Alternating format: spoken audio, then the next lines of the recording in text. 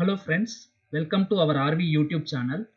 In this session 19 of electric drives and control, we are going to discuss about three-phase dual converter fed separately excited DC motor drive.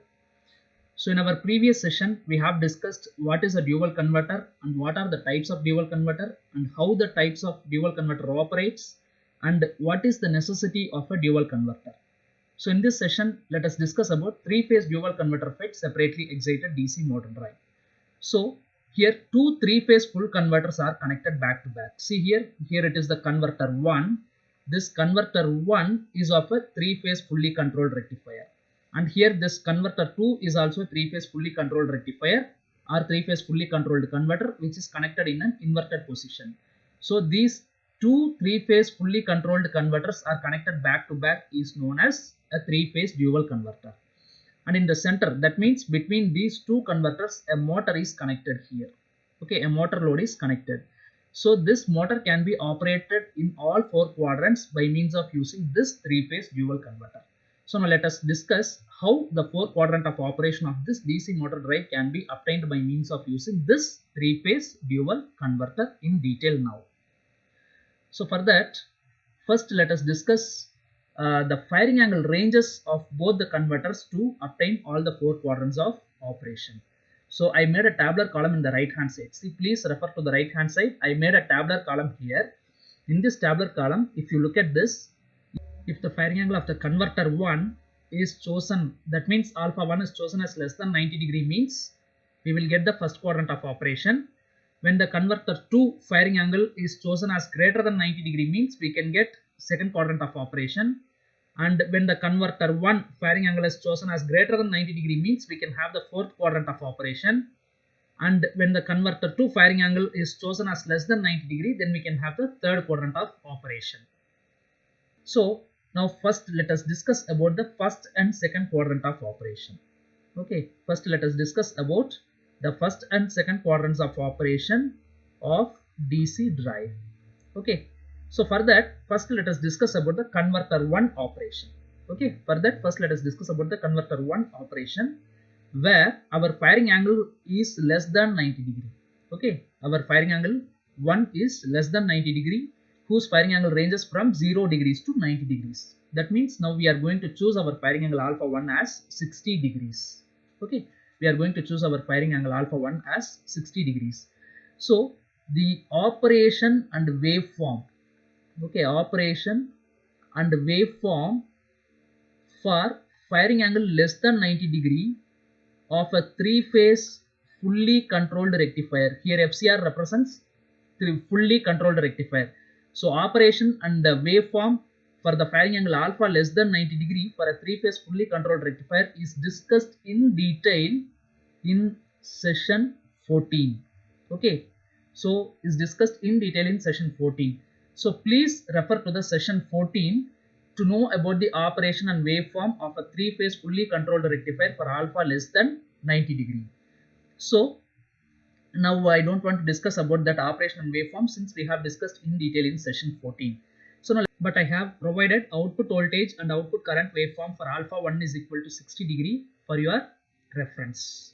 So you can make use of this output voltage and current waveform for the first converter whose firing angle alpha 1 is equal to 60 degrees. I have given this waveform for your reference for alpha 1 is equal to 60 degrees. Let us derive the output voltage of that particular three-phase fully controlled rectifier for alpha less than 90 degree. That means our alpha is 60 degrees, right? So the three-phase fully controlled rectifier output voltage is given as VA1 is equal to 3 Vm by pi cos alpha 1. And this derivation is derived in detail in session 15. Okay, is derived in detail in session 15.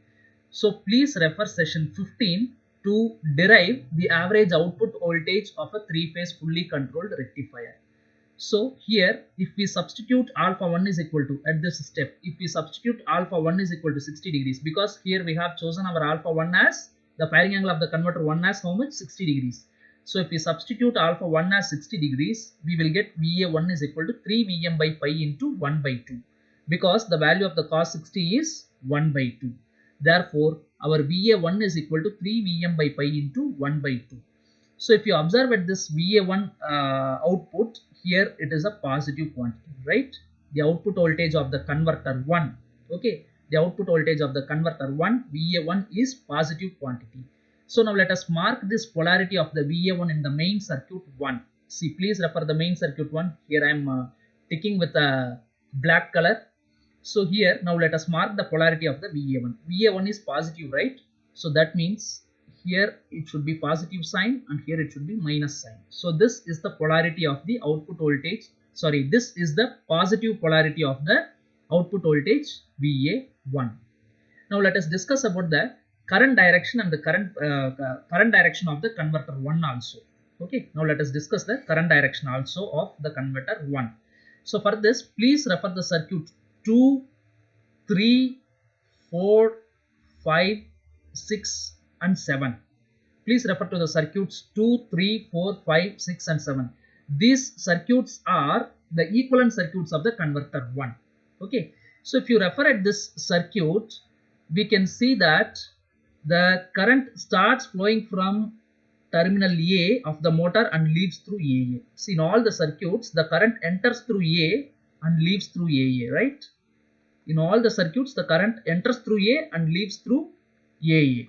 So the current is entering through A and leaving through AA. So this sort of current polarity, this sort of current direction, we can have it as a positive direction. Okay, the current which is entering through A and leaving through AA, we can consider this as positive armature current. Okay, positive armature current. The current which is entering through A and leaving through AA, let us consider as positive armature current. Therefore, our IA1 is positive. Okay. Now, let us discuss about the converter 2 operation. Now, let us discuss about the converter 2 operation, where our firing angle should be greater than 90 degree. Okay, we have chosen our firing angle as greater than 90 degree, alpha 2. Okay, which ranges between alpha 2 ranges from 90 degrees to 180 degrees. So we can have our alpha 2 as 120 degrees. Why? Because already we have chosen our firing angle alpha 1 as 60 degrees. Therefore, our alpha 2 should be 120 degrees, because when we add these two firing angles, we should get 180 degrees, which we discussed in our session, in our previous session while discussing about single phase dual converter. Okay, we have chosen our alpha 1 as 60 degrees. Therefore, we have to choose our firing angle as 120 degrees. Therefore, if we add both the converter's firing angle, will result into 180 degrees. So now let us discuss about the operation and waveform of this converter 2 in detail now.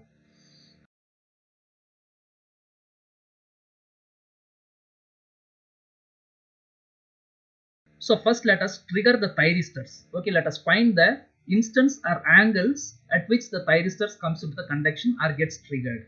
So for that, first the first line voltage. See here, the first line voltage is what? VAB. So this VAB becomes more positive at 60 degrees, right? This VAB becomes more positive at 60 degrees. So from 60 degrees, we have to leave the firing angle of 120 degrees. Okay, so 60 plus 120 becomes 180 degrees. Okay, therefore in 180 degrees, the thyristors corresponding to VAB, okay, the thyristors corresponding to VAB comes into the conduction. So for that, please refer circuit 8. Please refer the circuit 8. So in circuit 8, the thyristors corresponding to the VAB are given as T7 and T12. Okay, therefore at the angle of 180 degrees, the thyristors T7 and T12 corresponding to the line voltage VAB comes into the conduction. Okay, VAB comes into the conduction, T7 and T12.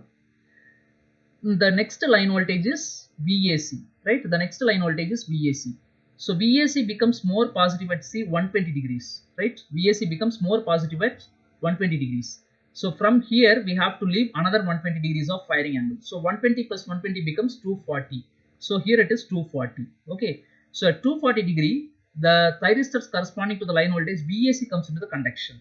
So for that, please refer the circuit 9. Please refer the circuit 9. So in circuit 9, the thyristors are T7 and T8. So the thyristors T7 and T8 corresponding to the line voltage VAC comes into the conduction at an angle of 240 degrees. The next line voltage is VBC. Okay, so the VBC is becoming more positive at an angle of 180 degrees. So 180 plus firing angle of 120 degrees becomes 300 degrees. So at an angle of 300 degrees, the thyristors corresponding to the line voltage VBC comes into the conduction. So for that, please refer the circuit 10. Please refer the circuit 10. In circuit 10, the thyristors are T8 and T9. Therefore, at an angle of 300 degrees, the thyristors T9 and T8 comes into the conduction corresponding to the line voltage VBC. So the next line voltage is VBA. Okay, the next line voltage is VBA. So this VBA is becoming more positive at 240 degrees, right? More positive at 240 degrees. So 240 plus the firing angle of 120 becomes 360 degrees. Okay, 360 degrees. So at an angle of 360 degrees, the thyristors corresponding to the line voltage VBA comes into the conduction. So for this, please refer the circuit 11. So in circuit 11, the thyristors are T9 and T10.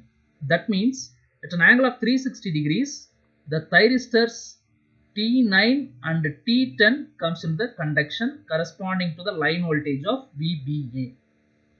The next line voltage is VCA.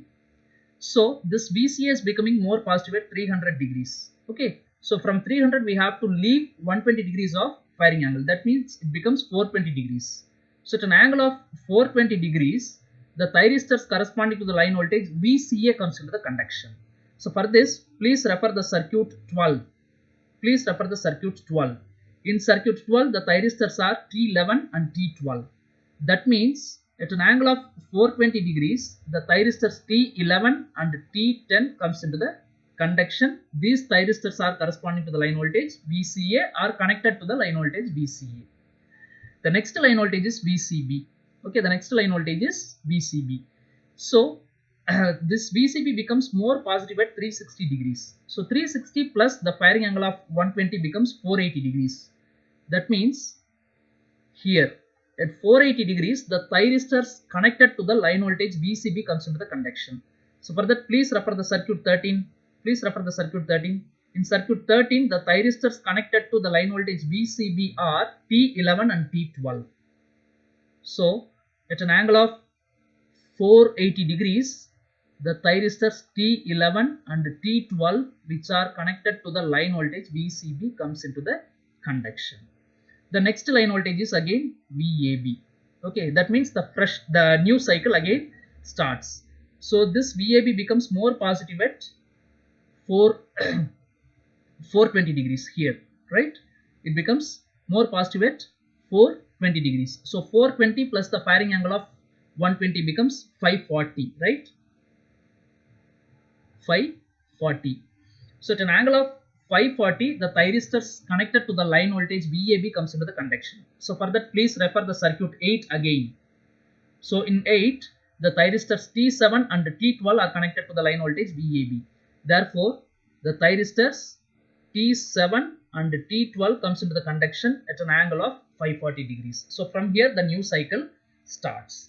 So now we have triggered or fired all the thyristors connected to all the line voltages. Based on this, now let us draw the output voltage. Okay. So for that, now please refer the circuit 8. Please refer the circuit 8. So in circuit 8, the current IA2, starts flowing from the terminal A and passes through the thyristor T7, enters through AA and leaves through A and enters into thyristor T12 and ends at the terminal VAB. So applying KVL to this loop, we will get the output voltage VA2 is equal to VAB. That means here from the angle of 180 degrees to 240 degrees, the output voltage VA2 is nothing but equal to the input line voltage VAB.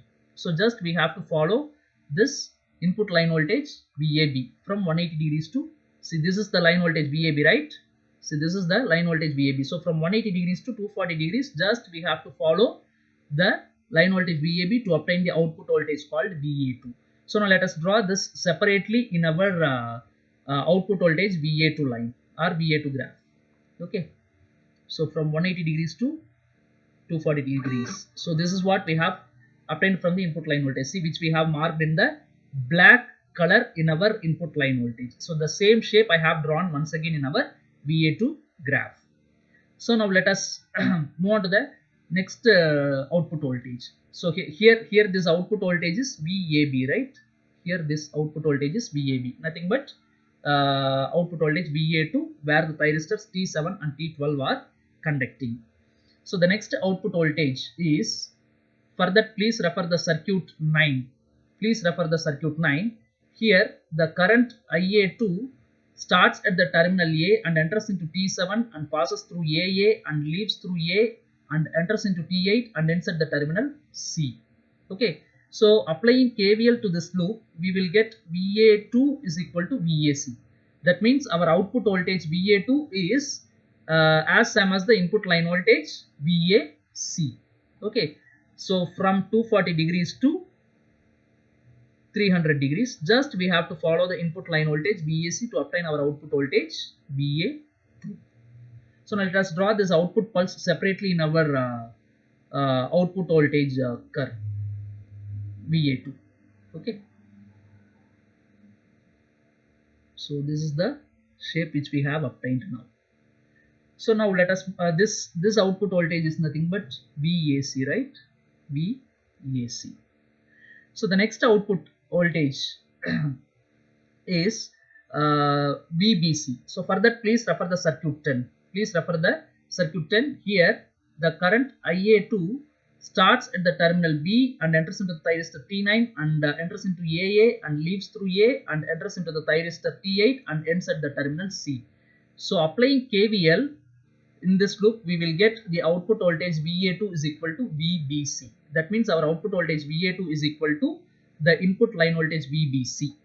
So now let us draw that output voltage in the input line voltage first. So from 300 degrees to 360 degrees, our output voltage is equal to VBC. So this yellow line is VBC, right? So this yellow line is VBC.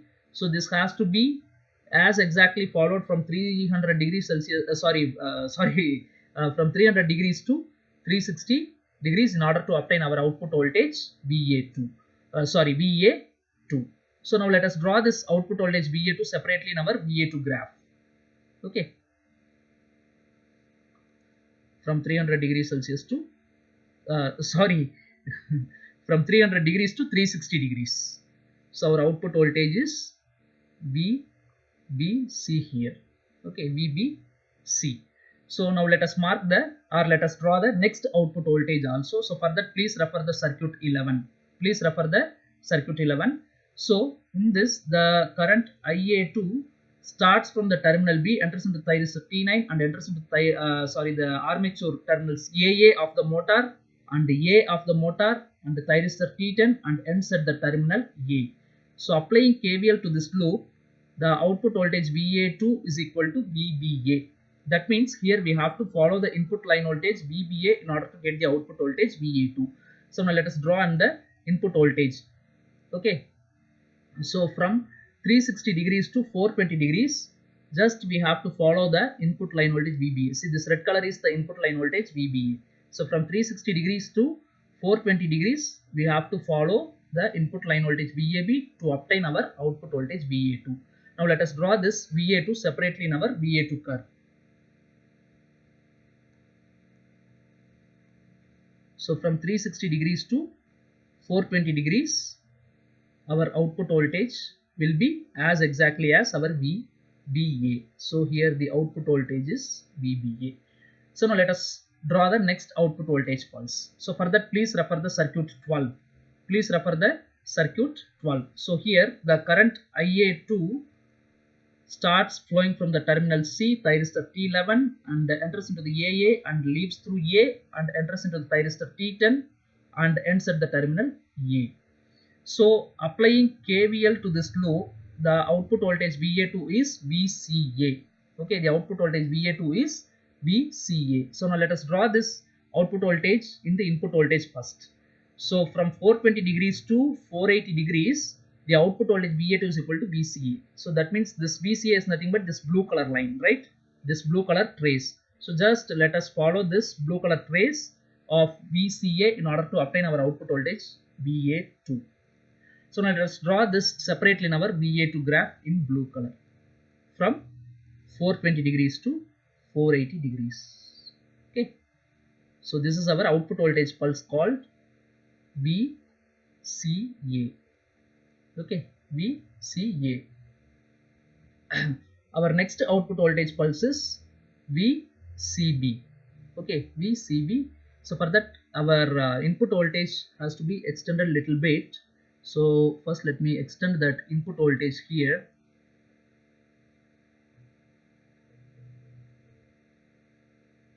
So it will be coming up to here like this. Okay, so this is our VCB. Okay, VCB. So now let us refer to the circuit 13. Okay, now let us refer to the circuit 13. So in this circuit 13, the current IA2 starts from the terminal C, enters into thyristor T11, enters through AA and leaves through A and enters into thyristor T12 and ends at the terminal B. So applying KVL to this loop, the output voltage VA2 is equal to VCB.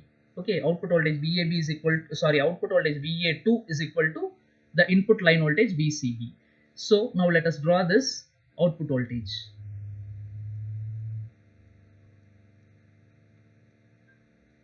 So from 480 degrees to 540 degrees. Okay, from 480 degrees to 540 degrees, we have to follow the line voltage VCB, which is in yellow color, to obtain our output voltage VA2. Now let us draw this output voltage separately in our VA2 waveform in yellow color. Okay, so from 480 degrees to 540 degrees, our output voltage VA2 is nothing but equal to the input line voltage VCB.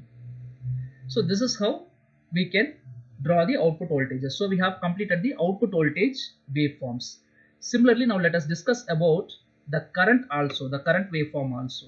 Okay, so if you refer all the circuits, I mean from 8 through 13. Okay, if you refer the circuits 8, 9, 10, 11, 12 and 13, the current is entering through AA and leaving through A. Am I right or not? The current is entering through A. The current is entering through AA and leaving through A. Okay, in circuit 8. In circuit 9 also the current is entering through AA and leaving through A.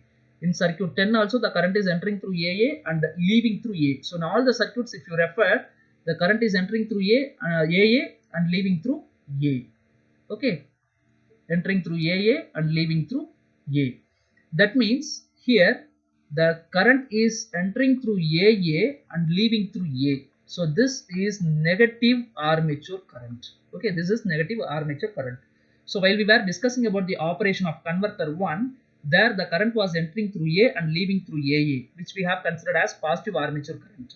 So now the current direction is reversed, which is entering through AA and leaving through A. Therefore here it is negative armature current. So now let us draw this armature current in the negative region, IA2. Okay, our IA2 is negative because the current direction is reversed now. So this is our IA2 plot. So now we have drawn our current waveform also.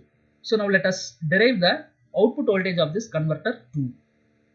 Now let us derive the output voltage of this converter 2. So here it is a 3-phase fully controlled converter, right? Or 3-phase fully controlled rectifier. So for which here VA2 is equal to, we have produced 6 pulses, right?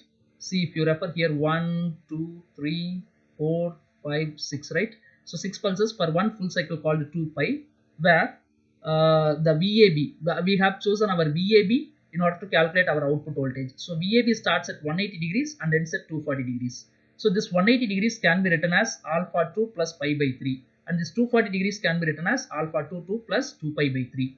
So this derivation is clearly derived in session 15. Okay, this derivation is clearly derived in detail in session 15. So please refer session 15. So if you derive this, we will get output voltage VA2 is equal to 3 Vm by pi cos alpha 2. So now let us substitute alpha 2 as 120 degrees because we have chosen our alpha 2 as 120 degrees. So the value of cos 120 is minus 1 by 2.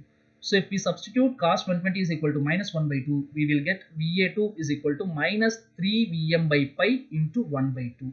That means if you refer this VA2, here it is a negative quantity, right? Negative quantity. So now let us mark, that means here our VA2 is negative. So now let us mark this negative polarity of VA2 in our main circuit. Okay, in our main circuit. That means in our circuit 1. Okay.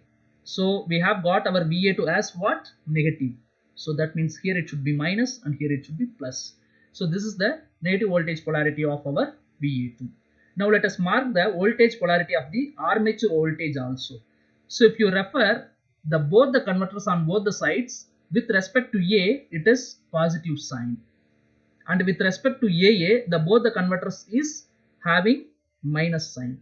That means our armature voltage output is, with respect to A it is positive, and with respect to AA it is minus. So let us consider this as a positive voltage.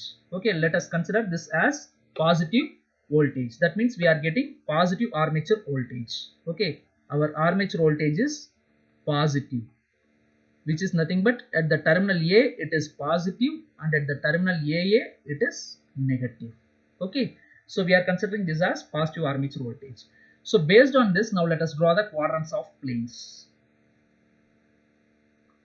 So let me remind you one more time, our armature current IA1 we have got as positive current. That means the converter 1 is delivering the positive current to the motor, and our converter 2 we concluded it as a negative current based on the flow of current. So here IA2, that means the converter 2 is delivering the negative current. So based on this, now let us draw the quadrants of planes. So here, coming to the first converter, the output voltage, I mean armature voltage is always positive, right? So armature voltage is positive, whereas the current of the converter 1 is positive. Therefore, VA and IA are positive, which comes into the first quadrant of operation called forward motoring. Okay, armature voltage is positive and the current of the converter 1, IA1 is positive. Therefore, it comes into the quadrant 1 called forward motoring. So now armature voltage is positive and the current of the converter 2 is negative, right? Armature voltage is positive and the current of the converter 2 is negative. That means it comes into the second quadrant called forward regenerative braking. Forward regenerative braking. So here, by means of choosing the firing angle alpha 1, that means the converter 1 firing angle as less than 90 degree and the converter 2 firing angle greater than 90 degree, we have achieved the first and second quadrant of operation. Now let us discuss the third and fourth quadrant of operation of DC motor drive using 3-phase dual converter. First, let us discuss about the operation of the converter 1. Here, the firing angle of the converter 1 is chosen as 120 degrees. That means which is greater than 90 degree, whose firing angle ranges between 90 degrees to 180 degrees. So for this, the operation and waveform of for firing angle alpha is equal to 120 degrees is discussed clearly in session 15. Okay, please refer session 15 for the operation of and waveform of alpha is equal to 120 degrees. So please refer to that session 15. So now let us derive the average output voltage. The average output voltage of a 3-phase fully controlled rectifier is given as VA1 is equal to 3 Vm by pi cos alpha 1 here. So this derivation is also clearly derived in session 15. So you can make use of that particular part to know how this derivation is being derived. So now let us substitute alpha 1 is equal to 20 degrees. So in this step, alpha 1 is equal to 120 degrees. So we will get VA1 is equal to 3 Vm by pi cos 120. So the value of the cos 120 is minus 1 by 2. So if we substitute that, we will get VA1 is equal to minus 3 Vm by pi 1 by 2. So if you refer this equation, the VA1 is of a negative quantity, right? The VA1 is negative quantity. So now let us mark the polarity of VA1 in our main circuit 1. See here it is circuit 1. So in the circuit 1, now let us mark the polarity of the VA1. So it is negative polarity, right? So negative means here it should be minus and here it should be positive. So this is the polarity of the output voltage VA1 of the converter 1. Now let us discuss about the current direction of our converter 1. So for that, please refer the circuit 14. From 14 to 19, circuit 14, circuit 15, circuit 16, circuit 17, 18 and 19. So in all the circuits, if you refer, the current is sorry, here it is marked as IA2, here it is not IA2, it is IA1 actually. I'm sorry for that. Here it is IA1, okay, not the IA2. So in all the circuits from circuits from 14 to 19, it is clear that the current IA1 is entering through A and leaving through AA. Okay, the current is IA1 is entering through A and leaving through AA. So the current which is entering through A and AA, we are considering it as a positive armature current. Okay, the current which is entering through A and leaving through AA, we are considering it as positive armature current. So this is about the converter 1 operation. Now let us discuss about the converter 2 operation. So in this converter 2 operation, here we are going to choose our firing angle alpha 2 as 60 degrees, because already we have chosen our alpha 1 as 120 degrees. Therefore we have to choose our firing angle alpha 2 as how much? 60 degrees. So if we add this both, we will get 180 degrees. So here alpha 2 is equal to 60 degrees, which is nothing but the less than 90 degree, and whose firing angle ranges between 0 degrees to 90 degrees. That means alpha 2 ranges from 0 degrees to 90 degrees. So this output voltage and waveform we have discussed in this session itself. That means in the session 19 itself, we have discussed the output voltage and waveform for alpha is equal to 60 degrees in this session itself. So you can refer that. So I have given here the output voltage and current waveform of that particular alpha 2 is equal to 60 degrees for your reference. So you can make use of this waveform and current for alpha 2 is equal to 60 degrees. And the equivalent circuit of the converter 2 I have given from the circuit 20 to 25 also. Okay, I have given the equivalent circuit in order to obtain this output voltage and output current. Okay, so you can make use of this equivalent circuit from 20 to 25 to obtain the output voltage and the current. So now let us discuss about the current direction. Okay, now let us discuss about the current direction. So for that, please refer the circuit 20, 21, 22, 23, 24 and 25. So if you observe that the current IA2 is entering through AA and leaving through A. Okay, in all the circuits from 20 to 25, if you observe it, the current is entering through AA and leaving through A. Therefore, this current is considered to be the negative armature current. Okay, here I'm boxing here. See here I'm making a box over here. So the current which is entering through A and leaving through the current which is entering through AA and leaving through A is considered to be the negative armature current. In our converter 1 operation, the current was entering through A and leaving through AA, which we have considered as positive armature current. But now the current in our converter 2, the current is entering through AA and leaving through A. So this is considered to be the negative armature current. Now let us derive the output voltage of this converter 2 here. VA2 is equal to 3 Vm by pi cos alpha 2. So as I already mentioned, the derivation is derived in session 15. Okay. So now let us substitute alpha 2 is equal to 60 degrees, because here we have considered our alpha 2 as 60 degrees. So it becomes VA2 is equal to 3 Vm by pi cos 60. The value of cos 60 is 1 by 2. So substitute the value of cos 60 as 1 by 2, then we will get VA2 is equal to 3 Vm by pi 1 by 2. So if you observe this, here VA2 is a positive quantity, right? So now let us mark this positive voltage polarity for VA2 in our main circuit 1. So we have to mark VA2 as positive polarity. So here is our VA2. So positive means here it will be plus and here it is minus. Okay. So now based on these two converters polarity, now let us mark the polarity of the armature voltage VA.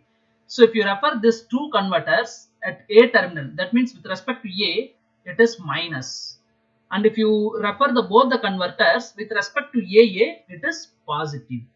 Therefore, this output voltage is negative output voltage. Previously, we have got plus in the A terminal and the minus in the AA terminal. Now it is exactly opposite. In the A terminal it is minus and in AA terminal it is plus. Therefore, it is negative armature voltage. That means minus VA. So, based on this, let us mark or let us plot the VI quadrants of planes of operation. Okay, so here we have got our armature voltage as negative armature voltage, and in our first converter the current is positive, right? Positive armature current. And in our second converter the current is negative armature current. So based on this, now let us make the quadrants of operation of diagram. So here it is our VA and here it is IA. So first armature voltage is negative and the first converter's current is positive. That means which will come into the fourth quadrant, right?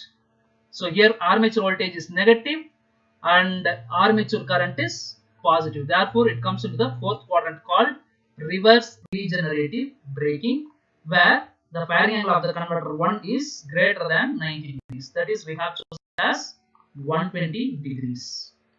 And coming back to this converter 2, here armature voltage is negative, whereas current is also negative. That means IA2, the current of the converter 2 is also negative. That means it comes into the third quadrant, right? In the third quadrant, both armature voltage and armature current is negative, right? So it comes into the third quadrant, where we have chosen our firing angle of the second converter as less than 90 degrees. That means the firing angle of the second converter is 60 degrees. So third quadrant is reverse motoring. Okay, reverse motoring. So when we chosen our firing angle alpha of the second converter as less than 90 degrees, which is equal to 60 degrees, we have obtained third quadrant called reverse motoring. So we have obtained all the four quadrants of operation by means of using three-phase dual converter. Thank you.